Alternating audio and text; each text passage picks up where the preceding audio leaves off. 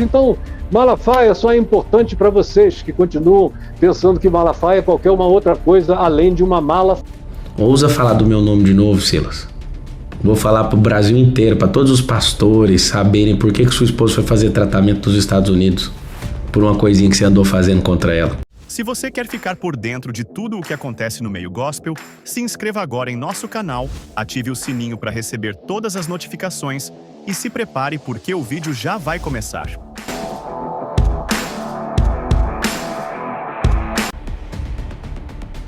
Em entrevista ao canal Fuxico Gospel, o pastor Caio Fábio, renomada figura no meio evangélico, revelou o que o pastor Silas Malafaia havia feito com a esposa, o qual gerou toda essa polêmica que vimos anteriormente. Confira. Curiosamente, é uma pessoa que você vez ou outra está citando o nome dele, fazendo algumas graves acusações, e eu não sei, ele já te processou alguma vez? Nunca, ele nem pode, eu só falo verdade. Com provas, com documentalidade, nunca, e nem processará jamais. Jamais. Tem gente que é da família dele, que me diz que ele me vê lá escondido.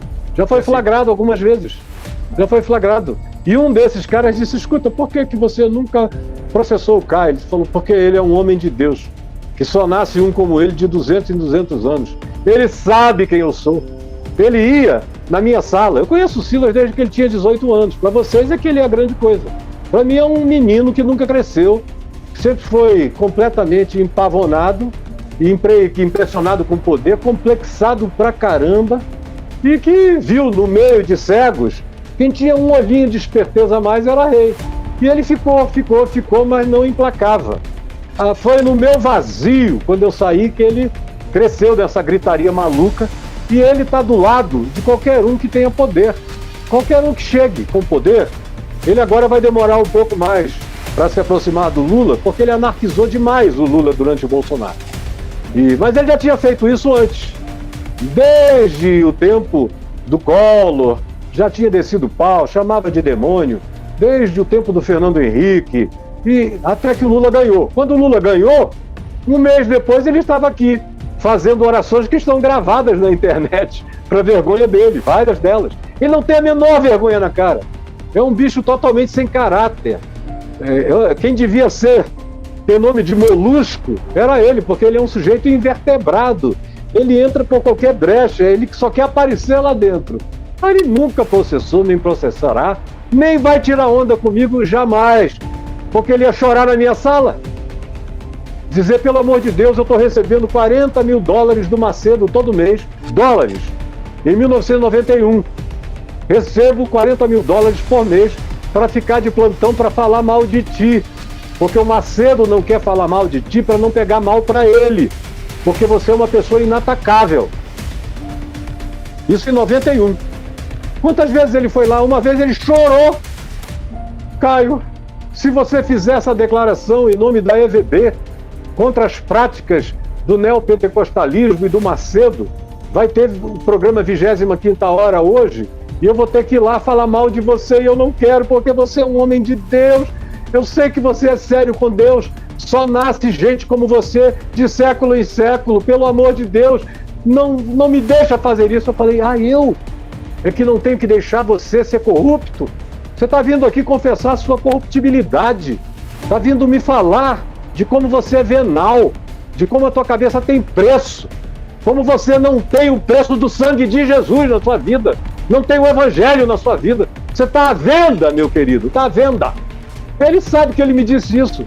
E além disso, além das provas que eu tenho ainda o testemunho de pessoas. Numa das vezes, na antepenúltima vez que ele fez isso, ele me convidou para a gente ir comer no Porcão, que ainda existia lá em Niterói, naquele tempo em São Francisco. Aí fomos eu, ele, Jabes Alencar, e eu levei um dos diretores da Vinde, que ele conhecia, e fomos juntos. Ele me convidou para comer um churrasco, não foi para fazer uma confissão. Como ele mesmo já tinha trazido o Jabes, eu falei, vou levar mais alguém. Chegamos lá, no meio da carne ali sendo cortada, ele começou a me dizer, Caio, você vai fazer mesmo, eu ouvi dizer que você vai fazer uma declaração dizendo o que é ser evangélico, o que não é ser evangélico, e mostrando que esses princípios anticristãos das igrejas neopentecostais estarão todos mencionados É verdade que você vai fazer isso? Falei, já está pronto, já está escrito. E não sou só eu. Aqui na EVB tem milhares de pastores. E eu recebi o aval de todo mundo. E escrevemos isso conquanto eu tenho escrito praticamente tudo. Teve a aprovação e assinatura explícita de 300 dos maiores líderes do país. Eu vou apresentar, não é uma ideia minha. As minhas ideias eu falo sozinho. Em nome da EVB tem que ter conjunto. Aí ele falou, pelo amor de Deus, não faça isso, porque senão eu não posso deixar de receber os $40 mil. Falou de novo. Na frente do Jabes Alencar, na frente do diretor da Vindi, que está pronto para testemunhar, estava lá. Falou isso, eu não posso deixar. Lá vou eu ter que ir de novo. Eu digo, é bom quando você ganha todo mês, no mês que eu não falo nada, né? No mês que eu falo, você ganha, mas com essa consciência só ficando pior. E o pior, meu amigo, é que quanto mais você transgride a sua própria consciência, mais cauterizado, incessível, embrutecido e inconversível você se torna. Você está fazendo mal à sua própria alma e fazendo mal a uma geração inteira. Quando eu lancei o meu livro Confissões de um Pastor, que normalmente está por aqui, hoje eu não sei nem onde é que ele anda, ali, está numa outra mesa ali na frente, eu não vou conseguir alcançar.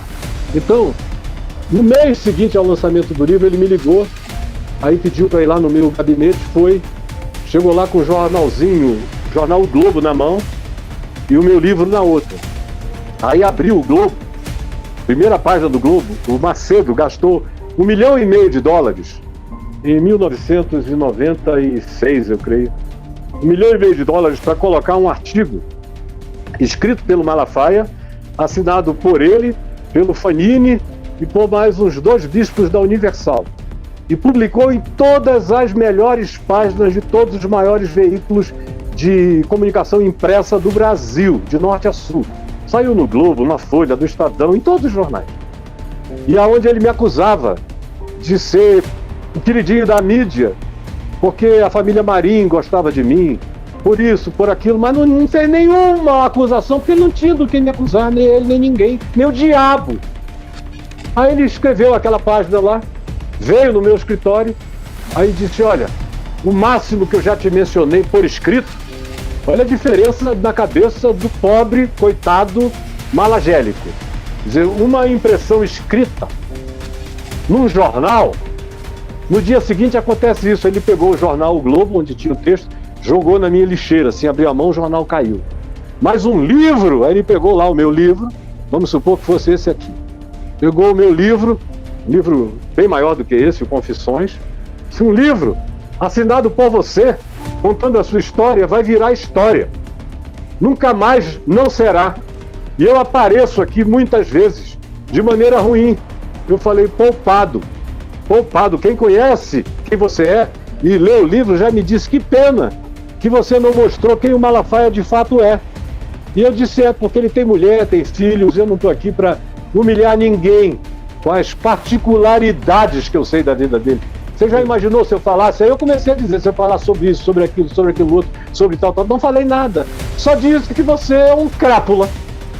Porque você está à venda e está disponível, infelizmente. Você pode negar isso para mim e para as testemunhas que já assistiram às suas tentativas de me calar? E ele em silêncio. Então ele nunca falou, nem falará.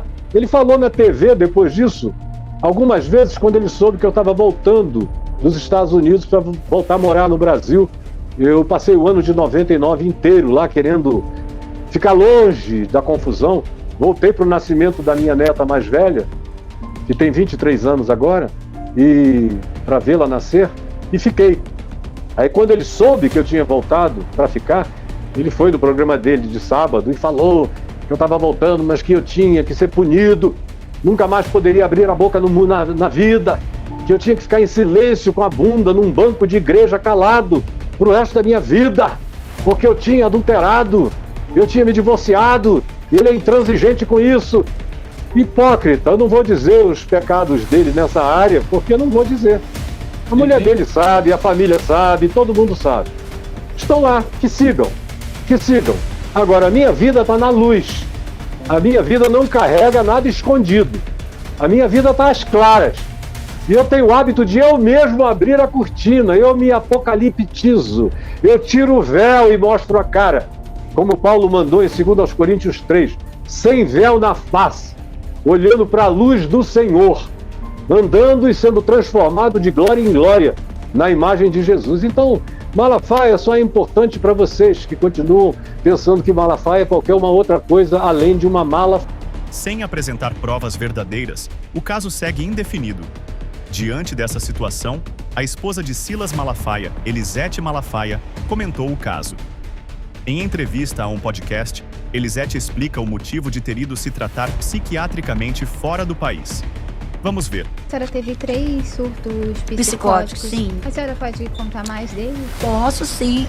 O primeiro que eu tive, eu trabalhava muito, de 10 da manhã até 10 da noite. Eu atendi em consultório 20 anos.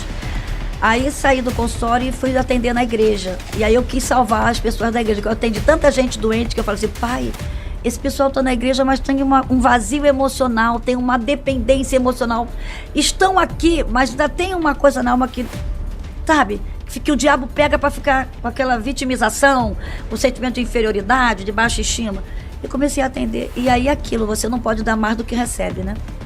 E todo cuidador precisa ser cuidado. Tá aqui um alerta para quem é da área da saúde. Você vai né, absorvendo. Você vai absorvendo, você recebe, nós somos seres de energia, né? Você é uma troca. E eu comecei a atender muito. E uma vez meu pai me viu muito agitada e falou, minha filha, você não é Madre Teresa de Calcutá, não. Ele brincava assim, né? E Jesus, que salvou o mundo, morreu por eles. Ele começou a me dar um alerta. E nessa época também estava tendo muitos embates do Silas com a mídia, porque estava aquele 25ª hora.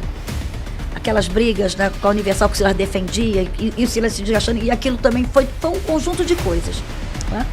E aí eu adoeci, eu tive um surto e eu fui parar no Dr. Fábio Damasceno, ele que me atendeu. E eu lembro que eu entrei lá no consultório, eu vi um globo e eu brincando, falei assim, Dr. Fábio, a gente precisa salvar o mundo. Jesus está voltando, isso foi em 2000. Jesus está voltando e você sabe como é. A minha preocupação sempre era, meu assunto é sempre com a igreja, ver com pessoas, sabe, preocupação. Aí eu tomei os remédios, né, fiz atendimento durante 5 anos. Depois eu tive uma outra recaída porque abusei, parei o remédio antes do tempo, né? Então vou dar um alerta para você que está em tratamento psiquiátrico, não pare, né, sem a autorização do seu médico, sem uma comprovação, né? Claro que a gente sabe que nessa área vá um bom psiquiatra, né? Vá uma pessoa de confiança, porque a gente sabe que infelizmente existe uma indústria farmacêutica, como tem uma indústria alimentícia, como tem uma indústria da moda, como tem uma indústria da beleza, tudo move isso, e você tem que ir nas pessoas certas, né? Porque infelizmente existe isso. E aí eu parei e tive outro, assim, que não foi tão forte, mas aí voltei e depois eu me senti que estava bem, eu mesmo quis dar minha alta, aquela teimosia, ainda mais eu consegui da área de humano, pode mas aquele de aceitar. E eu fiz terapia, né? Fiz terapia com a doutora Glaucia, uma mulher de Deus. E aí achei que estava bem, voltei a atender, extrapolei, porque você não pode dar mais do que você recebe. Comecei a atender naquele afã de abençoar pessoas, por exemplo. Eu nunca cobrei na igreja, não cobro para atender ninguém. Hoje eu nem atendo mais, eu trabalho só com aconselhamento na igreja, né? E abusei. Aí caí de novo na terceira vez. Aí aprendi, então agora eu vou seguir certinho, né? Silas me deu uma dura. Ele falou, não, agora acabou, não atende mais ninguém, dava briga. Não, deixa ela atender. Aí me tratei, fiquei bem. O Espírito Santo falou, agora você tá bem. Aí fui no Dr. Fábio, ele falou, me deu alta, graças a Deus. Foi 2000, 2002, 2004. Pronto, agora eu me conheço, né? Eu não fico vendo, não gosto muito das mídias sociais, né? Só falo o essencial. E aprendi uma coisa, porque como o Silas é um cara de muito embate, eu entendi que eu tinha que ficar na retaguarda, né? Porque senão, os meus momentos difíceis, engraçado, eu sempre me relacionei bem com o Silas, né? É muito interessante que quando eu namorava o Silas sempre foi assim agitado, falando, e eu lembro que um dia um pastor da minha igreja falou pra minha mãe, você vai deixar essa moça casar com o Silas, ele vai bater nela, hein? Cuidado. Eu tenho uma amiga que chamava o Silas a Mariléia de Siri na lata. O Silas, porque ele sempre foi assim agitado, gesticulando, falando, né? Mas eu sempre, como eu conheci ele desde novinho, temperamento, a família eu já conhecia, que é uma família mais de sangue mais quente, né? Então, pra mim, diferente. Então, eu sempre me relacionei. Claro que tive divergências de ideia, porque a gente é um ser pensante, eu não posso concordar com tudo que ele faz. Mas momentos difíceis que a gente passou foi no mundo espiritual. Por exemplo, na época, uma coisa que me marcou muito, que eu fiquei muito preocupada, foi na época do G12. porque foi algo que tinha a ver com a igreja. Quando era algo assim, na faculdade, de briga, em área de política, que o Silas... Não, eu até concordava. Mas na época de Deus eu fiquei em dúvida, porque estava envolvendo o mundo espiritual. E naquela época a gente recebia, era muitos fax que chegavam, né, de coisas amaldiçoando a gente, coisas assim, sabe? Alguns encontros de pessoas que eu fiquei meio apavorada. E cheguei a adoecer nessa época, porque eu entrei numa crise. Meu Deus, será que o meu marido está fazendo uma coisa certa? Será? Eu comecei a orar e com outras pessoas a gente conversava. Mas depois eu me acalmei quando ele falou, Elisete, eu não estou lutando contra a igreja, eu estou lutando contra um método. E Deus foi tão bom, porque eu lembro que eu estava em Israel com Silas e nós encontramos com o pastor Castelano, sabe, que tinha lá na Colômbia, né?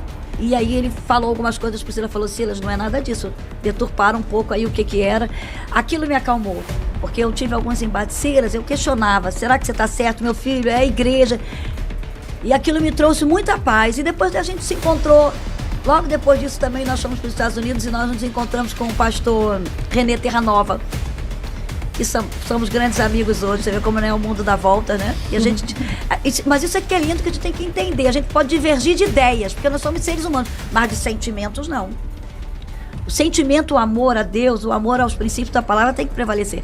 E depois sentamos juntos lá num shopping, né, conversamos, e ali foi tudo resolvido e foi acertado. Então foi um dos embates que eu cheguei a adoecer, porque eu fiquei preocupada com o reino. Falei, meu Deus, será que ele está, né, indo contra algumas coisas? E depois se resolveu tudo bem, sabe? Tudo numa boa, e hoje somos amigos. Então alguns embates, assim, algumas coisas que eu posso dizer assim, do Silas ser muito veemente, né, nessa época de política, se eu te disser que a gente não fica apreensiva, né? A gente fica um pouco temerosa. Às vezes eu falo, e quem grava ele? Sou eu, minha filha. É, porque eu ele grava em câmera horário... dele. Eu até tava pensando de madrugada, de manhã, diversos. é pra mim. De madrugada, ele me acorda, Elisete, vamos embora, levanta. O que é? Tive uma ideia, Deus mandou fazer uma coisa. Eu falei, não, me poupe, pelo amor de Deus. Então, ela tava, às vezes ela dorme lá em casa, né? Aí ela, de madrugada, aí eu me acalmei, porque eu vi que, eu sei que é Deus. Deus vai dando sinais, né? Deus vai mostrando, porque senão você fica... Mas já teve algum assunto, algum momento, alguma coisa que o pastor Silas foi se manifestar e a pastora foi contra? Eu não sei se manifestar, mas algo assim que você não queria que ele fizesse de jeito nenhum e ficou aquele clima pesado? Não, já ficou em várias áreas. Quando ele, às vezes, vou falar nos palavreados dele, eu não concordo com tudo, eu falo isso pra ele. Ele é um pouco duro pra falar, né? Aí eu falo, meu filho, por favor, eu brigo com ele gravando ele, minha filha. Tinha que ter alguém filmando. Imagina ela falando, corta, peraí. Não, eu paro de filmar. Porque a gente vê e aí ele bate na mesa. Não, Ou seja, são vários takes. Ele, porque aí eu falo, não, tu tá nervoso demais. Fica calmo, meu filho. Peraí, pega uma água. Toma, fala. Não, essa palavra nem pensar tu vai falar. Porque ele é muito espontâneo, o Silas é muito autêntico. Então isso às vezes ajuda, mas às vezes prejudica. A gente tá vendo isso aí, né? Quando fala às vezes as coisas que não é pra falar. Então ele é um ser humano, ele é muito espontâneo. E ele mesmo fala isso, né? Que ele já teve situações, sim, de embate, até conversando com pastores amigos, assim, em mesa, dele ter reações que eu falo, Silas, pelo amor de Deus, não faça isso. Ele tenta aguentar e chega em casa, aí eu dou duro, sabe? Eu falo com ele, isso aí não, tem coisas que... Então...